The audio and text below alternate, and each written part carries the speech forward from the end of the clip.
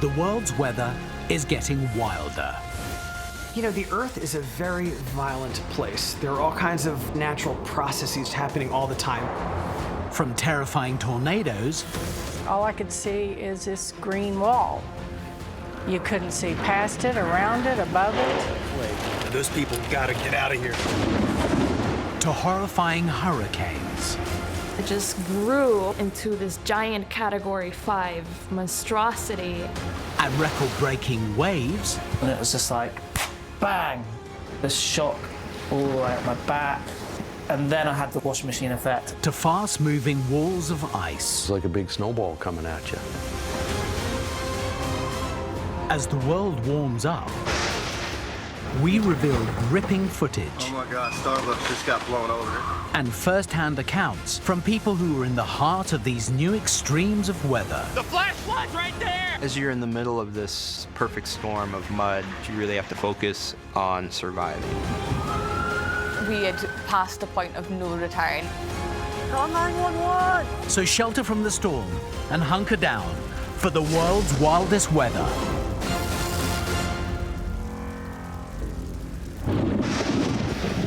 Coming up, an Indiana school faces disaster. I said people are gonna die today. Living through a 100-meter high haboob. The most frightening moment of the day was driving through the sandstorm. I didn't feel safe at all. But first, one of the costliest hurricanes of all time. You should be preparing to leave your house. Nature's a beast. It'll come at you any way and every way it can. It was mind-blowing. It was unbelievable. Texas, the United States of America. August 2017, and an impending hurricane is tracking through the Gulf of Mexico towards the Texan coast. Residents are on high alert. The hurricane, named Harvey, makes its first landfall near the city of Rockport in the early hours of Saturday, the 26th of August. A Category 4 hurricane with winds of 130 miles per hour and a 300-mile diameter, it cripples the city's infrastructure and causes catastrophic damage.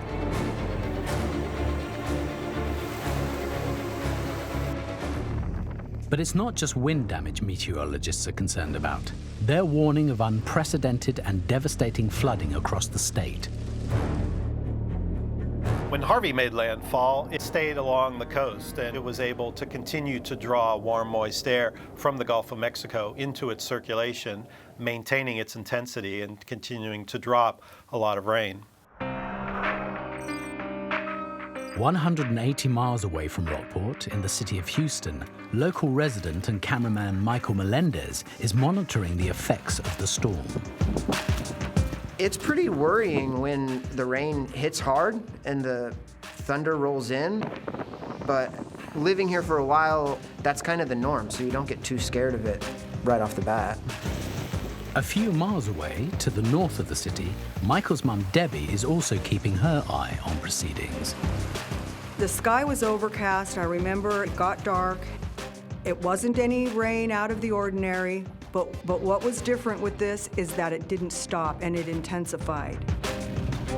By the early evening of Saturday the 26th of August, Hurricane Harvey is downgraded to a tropical storm. I had that feeling of, ha ha ha, I got one over on Mother Nature. You can't take me down. Is that all you got? That's what I was thinking.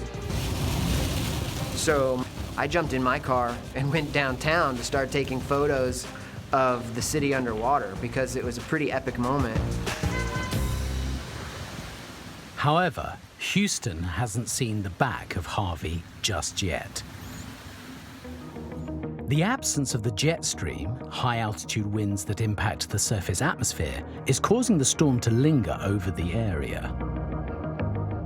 The jet stream that would normally pick up the hurricane and take it towards the northeast was much further north than was typical. As a result, Harvey slowed down, became nearly stationary, and that was one of the reasons why rain was focused on the Texas coast. I've never seen so much rain. It just got harder and harder, and it just rained buckets. It started getting worrisome as you watched the water rise and as you saw your city flooding.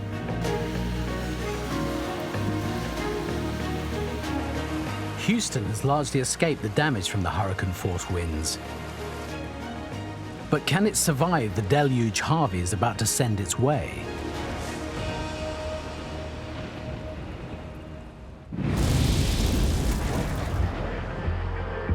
Indiana, the United States of America. Home to nearly 2,000 people, the little town of Henryville lies to the south of Indiana, near the Kentucky state border. This part of the world gets many tornadoes, but not usually on the scale seen further to the west in states like Nebraska, Kansas, and Oklahoma. But in March 2012, this is to change when unusual and deadly weather patterns are spotted by the National Weather Service. Fearing strong tornadoes are heading for the area, it begins emergency telephone conferences with schools in the firing line, including a school complex in Henryville.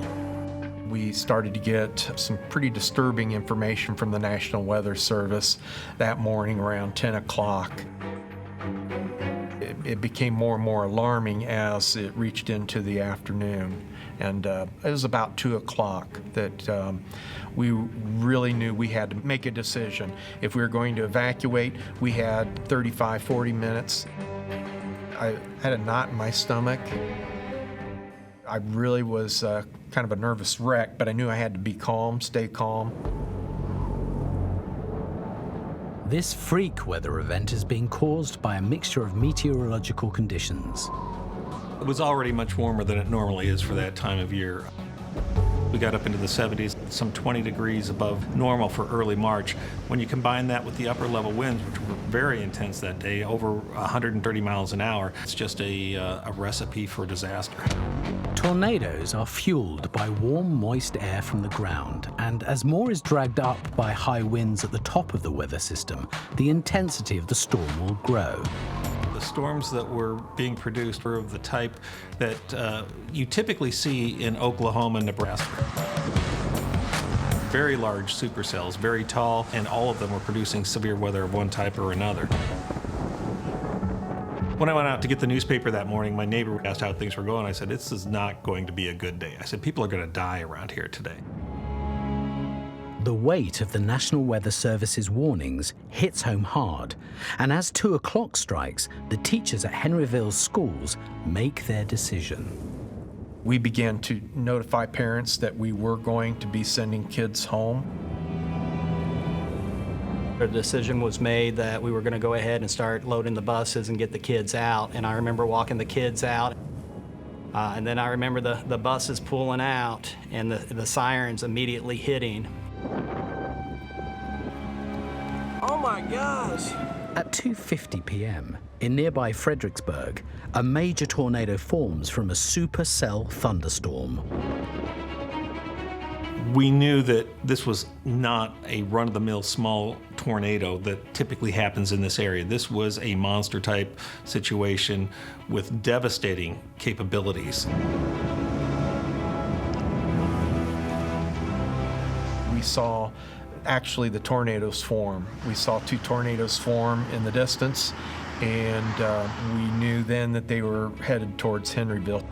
Oh my God, look at that.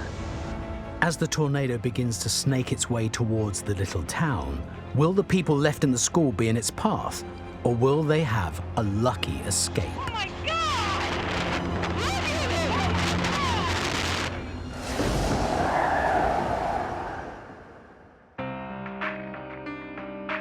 In winter 2018, the cold spell, nicknamed the Beast from the East, landed on the shores of the British Isles. Britain's usually mild winter weather was replaced by temperatures of less than -10 degrees Celsius, wind speeds reaching 90 miles an hour, and more than 50 centimeters of snow. Claire Nazir of the British Meteorological Office was monitoring the weather. Normally, the UK in the winter gets most of its weather from the Atlantic, and the air is milder. In the case of 2018, we had a more dominant effect of the easterlies, which came in from Siberia and Scandinavia and the poles. So the cold air won that battle, pushed right across the UK, bringing with it freezing air with snow. It was treacherous outside, and the best thing anyone could do was stay inside, but not everyone did. Scotland, February 2018. For wedding photographer Jennifer Riddle, staying in isn't an option. She lives in Stonehaven in the northeast of Scotland, and this weekend has been booked to take photos at a wedding around 500 miles away in Swansea, Wales. Obviously, it was don't travel if you don't have to. But I kind of weighed it up with my partner, and we made the decision to travel a day earlier. To even think about missing a bride's wedding day absolutely breaks my heart. As Jennifer sets off on her long journey, 100 miles south, the beast from the east has already struck, and Sergeant David Marr is beginning his shift. When I got into work, the building was empty. Everybody was out on the M80, which is a motorway that runs between Stirling and Glasgow. An area around about what we call the Castle Kerry Arch was under a lot of snow, and vehicles were already stuck. The heavy snow on this uphill section of the motorway has caused cars to become stuck and lorries to jackknife and block the roads.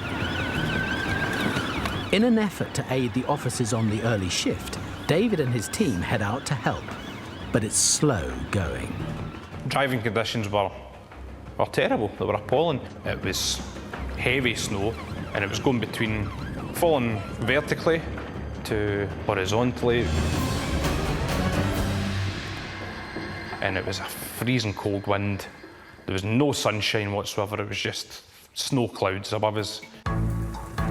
In the towns around the M80, many people decide to stay inside, but local resident Niall Hewitt is curious to see what's happening and is keen to explore. I went out with my son. We wanted to see what it looked like. When we got to the bridge, we could see how serious it was. Roads were blocked, nobody could go anywhere, and it was just pandemonium. That lorry's jackknifed, I think. I thought, I have to record this because it's not every day you see a blizzard like this. This unusual weather is caused by disturbances to something called the stratospheric polar vortex, a low-pressure weather system that sits over the Arctic.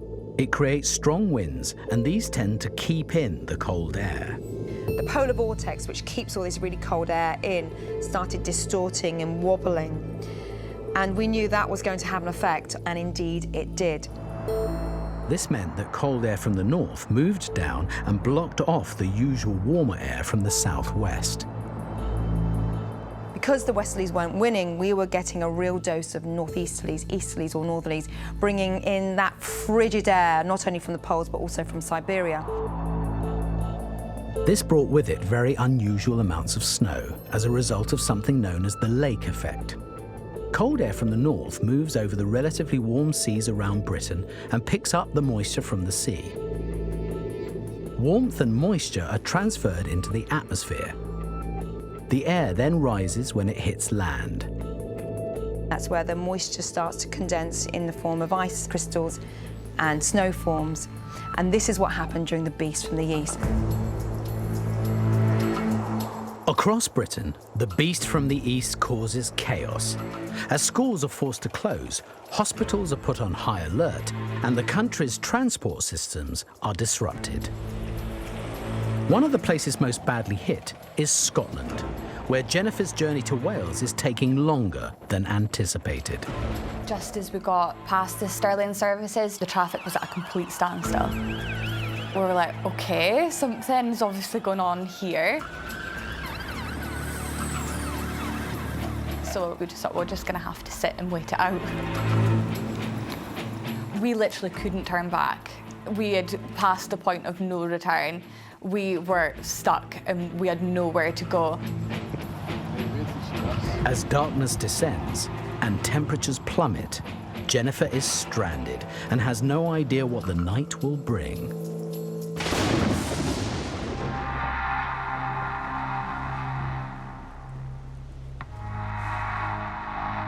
August 2017. And Hurricane Harvey has decimated much of the coast of Texas.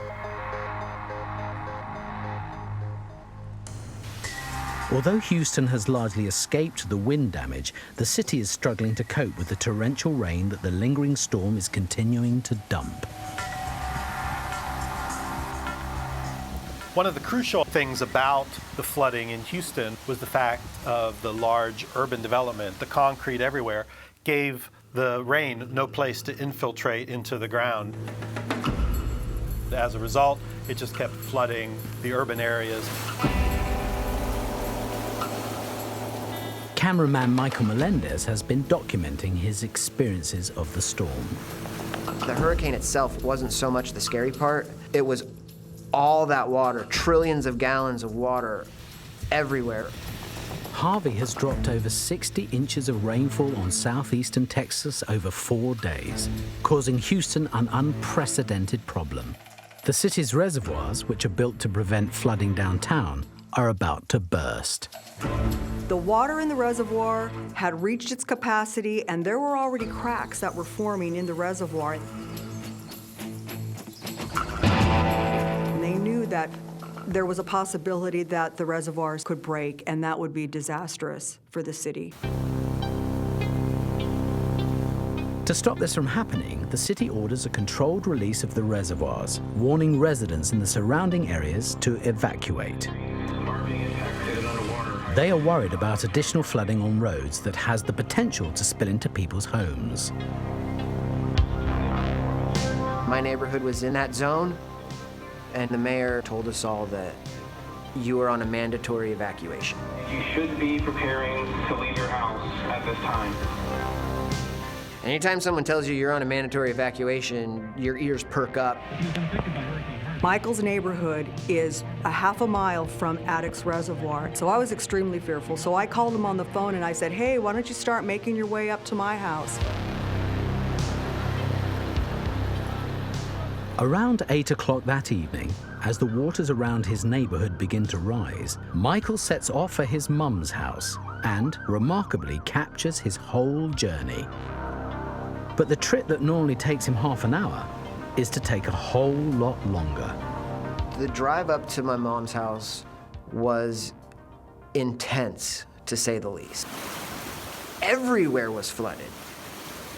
And to make it a step worse, it was pitch black. There were a couple times where I had to jump out of the truck and kind of go through the water and really see how deep it was. I definitely can't go that way, and so we'll see which way I can go. A lot of times I end up turning around because it's too risky and you don't know what's ahead of you. I kept looking at my watch, then looking at the clock on the wall, wondering where he was. So I've got to say, this is probably one of the dumbest things I've done, but if my house is fully flooded, then it wasn't the dumbest thing I've ever done.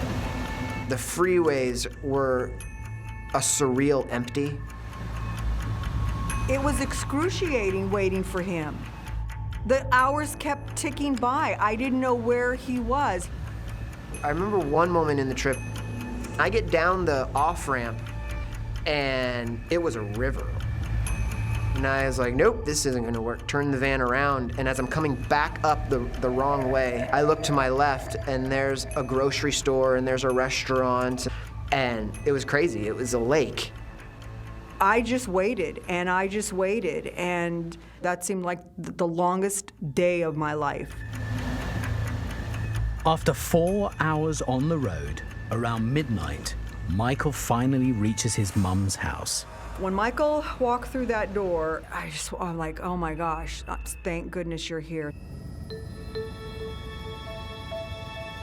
Once I got to my mother's house, it was just a good feeling, but at that point, I could now comprehend how large this flooding was, how vast. I mean, it was everywhere.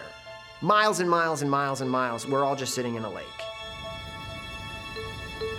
Michael is safe, But as the rain continues to fall and the controlled release of the reservoirs near his home is still ongoing, he has no idea if his house will survive.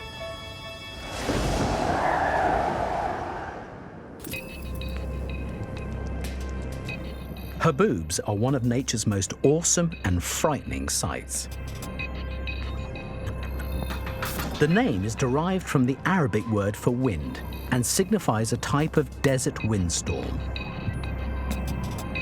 Haboobs can be truly terrifying. They can be about a mile thick and traveling at about 60 miles per hour, or like the speed of a car on a highway. And they can be traveling for many hundreds of miles and can be hundreds of miles long. So these things are huge walls of dust that completely envelop a city in a matter of seconds. These storms usually form in the spring and summer and come about as major thunderstorms die away in a dry environment, spinning cold, moist air onto the desert floor. As it hits the ground, it spreads out in every direction and kicks up the amount of dust that becomes these huge, massive walls of dust that we call a haboob. Haboobs are most common in places like the Middle East, North Africa, and the southwest of the United States of America. Some areas are really more prone to haboobs than others because of their general climate context. So a dry, arid environment usually also has available material to be carried in that dust storm. So places like a desert, places with really dry soil, provide the material that a haboob is known for, the big, massive dust clouds. Dubai, the United Arab Emirates. March the 20th, 2017, and as the day dawns, YouTube vlogger Lev Kalashko spots unusual weather over the city.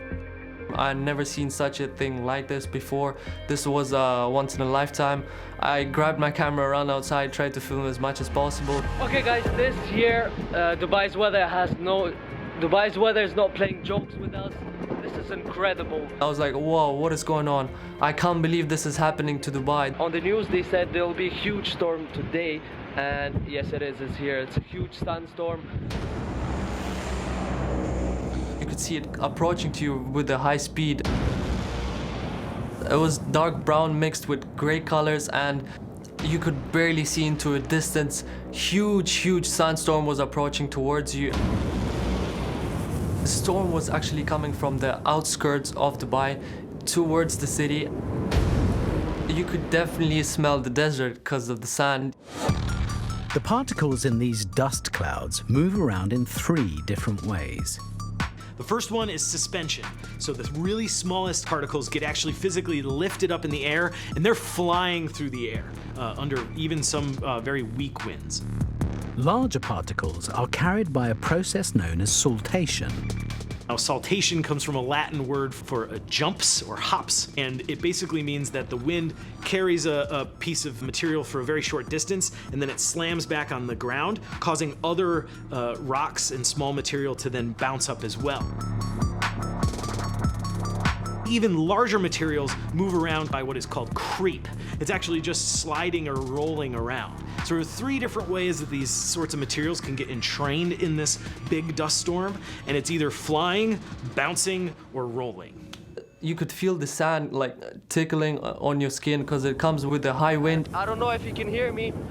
It's really windy out here. It's really dusty, and I have like tons of sand on in my eyes right now. This is how strong the wind is.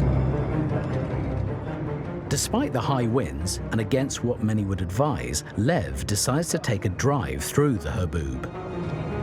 The most frightening moment of the day was actually me driving with my friends through the sandstorm.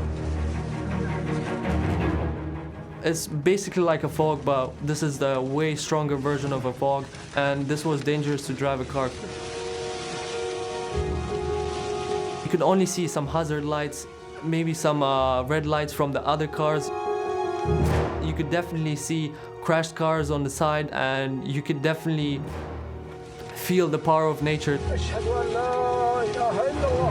I didn't feel safe at all. Lev's ordeal ends without incident. But he's one of the lucky ones. Haboobs regularly cause collisions in the air and on the ground due to reduced visibility. They can also cause issues for people with respiratory problems. The dust can get inside of our lungs, and anybody that has asthma can suffer major asthma attacks in the event of a haboob. So generally, if you see one of these things coming around, even if you're a healthy person, you want to get out of the way very quickly and get into a closed space. The storm in Dubai lasted the full day. In the evening, it was completely gone. You could see the sand on the streets. You could see the sand was inside the grocery stores, and some people were cleaning it, swiping it out, getting ready for the next day.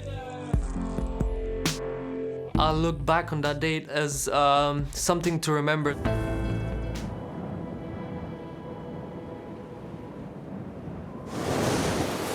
Tornado.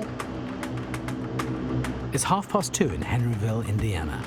And at the local schools, teachers have just evacuated over 1,000 pupils due to an impending tornado. That's the most insane thing I've ever seen in my life. Just minutes after the school buses packed with the children leave the school, 2 of them return with students still on board. The school security cameras are recording everything. We had a couple buses that could not get their children to the locations, so they brought them back into the building. As the students hurry in, it's a race against time before the tornado hits. The bus driver was like, I'm gonna go ahead and go park my bus. And I'm like, well, don't worry about the bus. It'll be okay, just come on in. As the winds begin to increase, the tension is building for around 50 people hunkering down inside offices around the schools. They have no idea about the severity of the tornado heading straight for them. Lots of prayer out loud, some sobbing, people upset. I was always told that when a tornado was going to hit, you could hear the train coming, but I did not hear the train. Just after 3 o'clock, the schools suffer a direct hit from the tornado.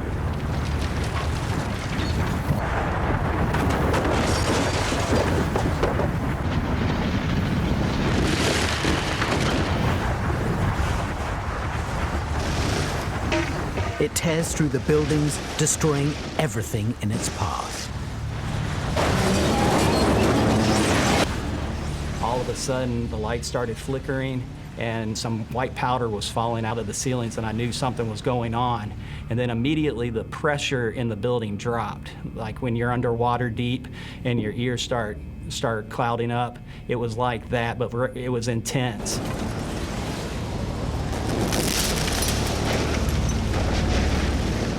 As the tornado rips the buildings apart, around 50 teachers and children are hiding out in offices inside.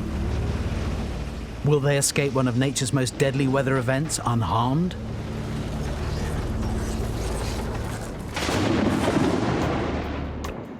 February 2018, and for the first time ever, the British Meteorological Office has issued a red alert in Scotland for snow, warning of widespread damage, disruption, and risk to life. The Met Office warning system, the traffic light system, hasn't been going for many years, but a red alert is very, very rare.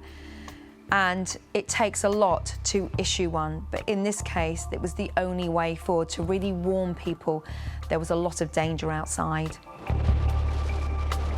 On the M80, a blast of freezing weather named the Beast from the East is causing miles of tailbacks for hundreds of drivers who are stuck because of the snow and ice. Police Scotland are struggling to cope.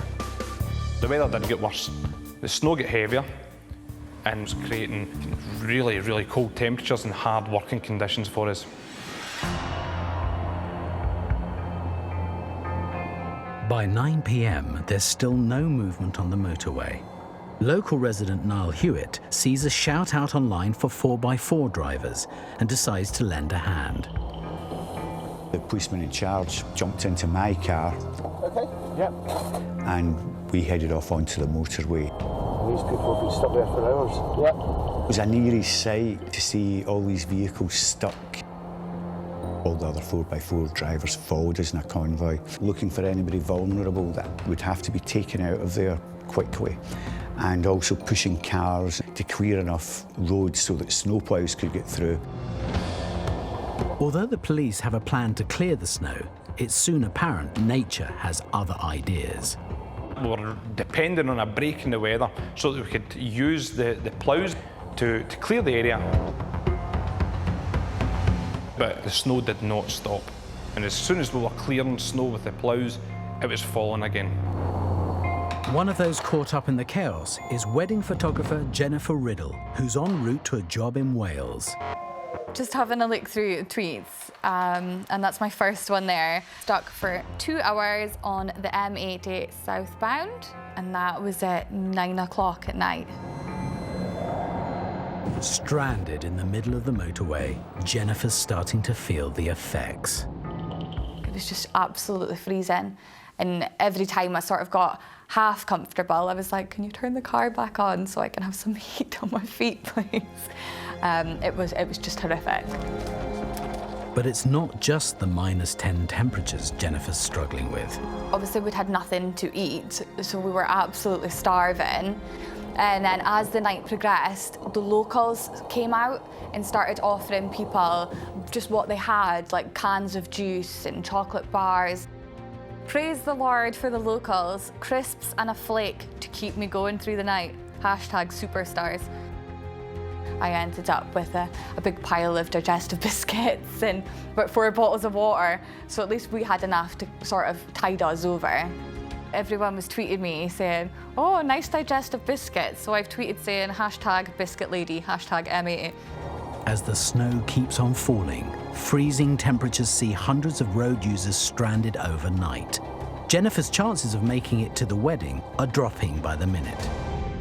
2:30 in the morning. Please, not more snow. Officially done in.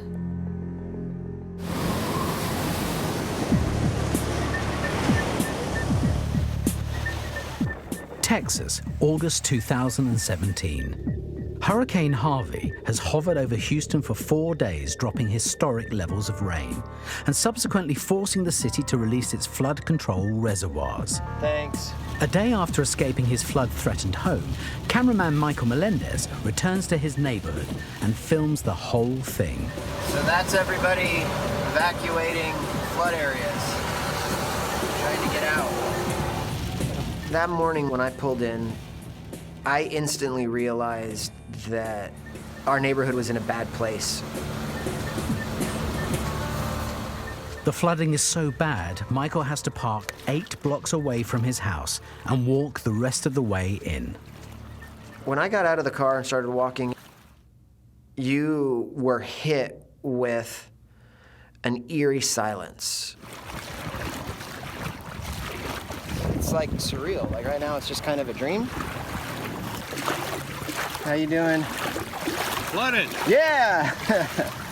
I've only been treading in this water for maybe 3 blocks, and my legs hurt. I'm a pretty thick guy, and treading through that water was hard. See how deep this is?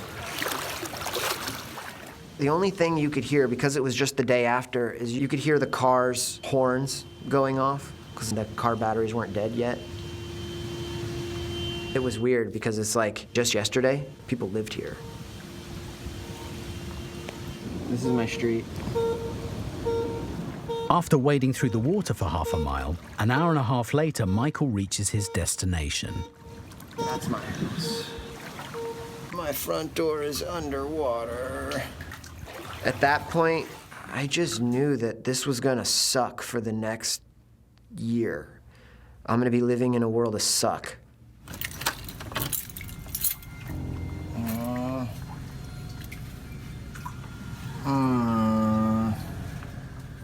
This is a life-changing thing. Everything you've built up to that point and all the things that you've collected and all the memories and photos that you have are now washed away. This is why you shouldn't print your memories on an inkjet printer. Look at this. Look, I'm wiping my memories away. It makes you sad and you want to cry. I know it sounds corny, but my refrigerator magnet collection is pretty important to me because it's all the places I've been throughout my life. So I saved all of my magnets. They would have all been ruined. I've got all my magnets up in there. That was kind of stupid, but it meant a lot to me. 3 feet of water has engulfed Michael's home, leaving a devastating effect on him.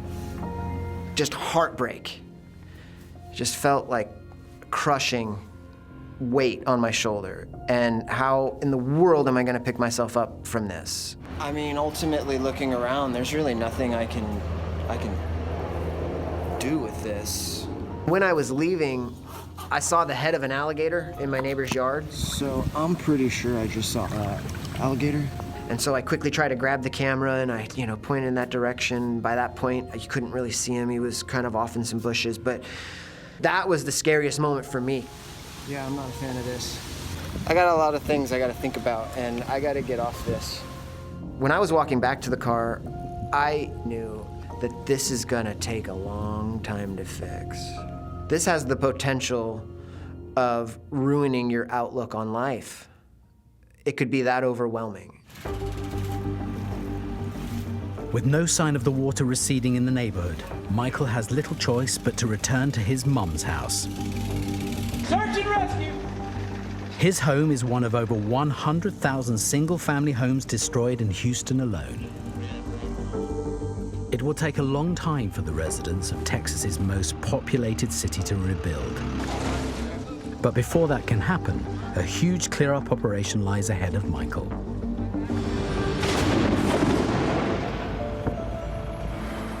March the 1st, 2018 on the M80, and Police Scotland have been working through the night to clear the snow and traffic. The people in the motorway hadn't moved. They'd been there all night. Some were still sleeping in their cars. Some people were out wandering, stretching their legs, and pretty much the situation was grim. I think we've probably had maybe 2-3 hours sleep, and that's broken sleep. We've got our little dog Pig with us. She's been really well behaved considering how long she's been stuck in the car. Finally, the sun begins to break through. By mid-morning, the weather gave us a break and we were able to get in, get it ploughed and gritted and get vehicles moving. After 19 hours on the motorway, Jennifer is on the move. And we're off. Shout out to everyone who did their bit to get us up and running. I've literally never been so happy in my whole entire life. It was just a huge relief to be able to text my bride to tell her I'm on the way. The cold spell, nicknamed the Beast from the East, lasts for 6 days and is thought to have cost Britain's economy £1 billion a day. That's crazy. Despite these chaotic conditions, Jennifer and her partner do eventually make it to Swansea at 3 o'clock on Friday morning. A journey that should have taken us between 10 and 12 hours took us over 30 hours to do. I managed to get to the wedding on time. The bride was absolutely ecstatic. The photos were absolutely beautiful. There's a big lake in the venue and it had frozen over and it was just absolutely stunning. I think they actually ended up really lucky that they got snowy wedding photos.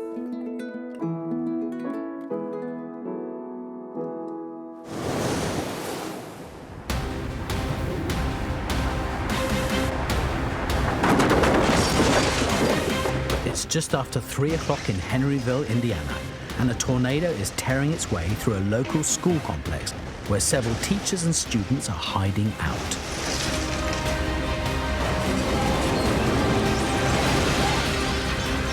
Once the tornado hit, it was like lots and lots of explosions. It was a frightening, it was a scary, it was a most unusual event that I've ever experienced.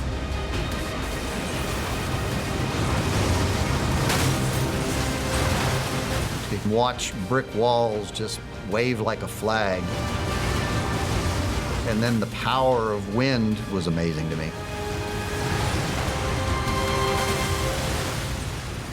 I don't know that any of us thought that it was going to be a survivable event.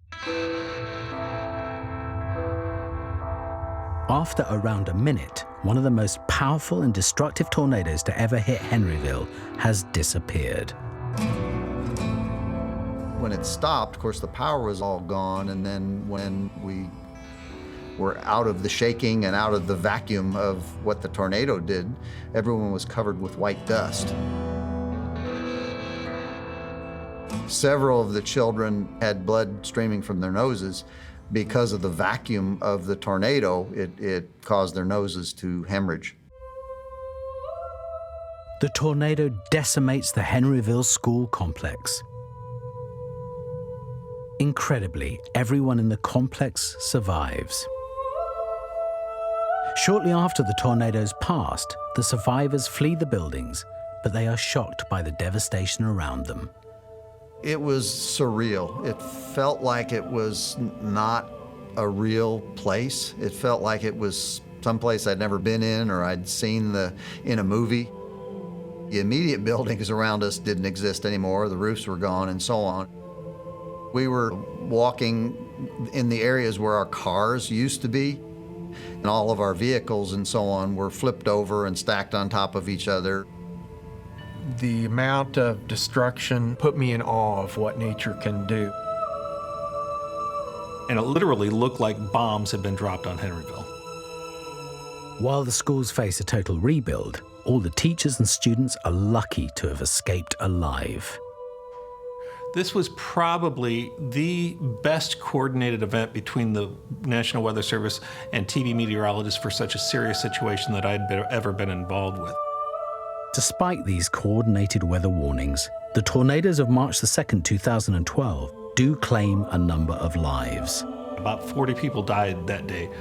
But when I think of what might have happened had the system not worked as well as it did, I think we could have had 100 fatalities.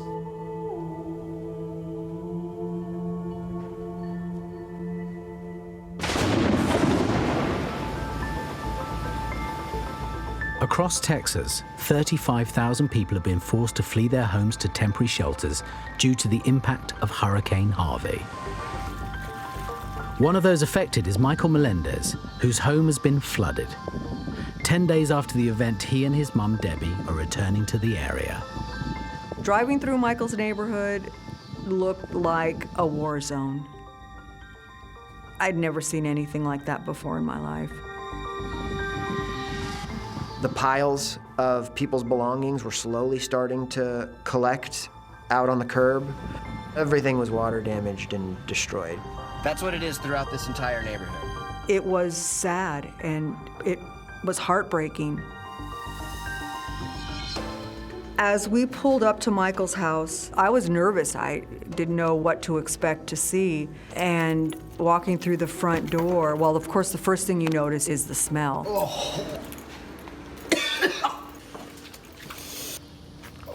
We're gonna have to air that out. The smells were intense. The smells were no joke. It was like rotting eggs with a side of poop. It was so disgusting. Then you see all of the furniture that you used to sit on and the TV you used to watch and the videos you used to view, and everything's gone. All my home videos got hit pretty good, and that stinks. These were all, like, stuff with my dad and when I was little. It was sad clearing everything out. It was a long job. It was a hard job. Thanks, Mom. Oh, you're welcome. Michael moved back into his house in April 2018, 8 months after it had been destroyed by the flooding. Hurricane Harvey left at least $125 billion worth of damage in its wake. As well as being the second most costly hurricane in US history behind Hurricane Katrina, Harvey was also the deadliest to hit Texas in nearly a century, with over 100 people losing their lives to it. Water's strong and it don't care about nobody. Nature's a beast, and it will come at you any way and every way it can. And there's nothing you can do about it because you are this big to it. You're nothing.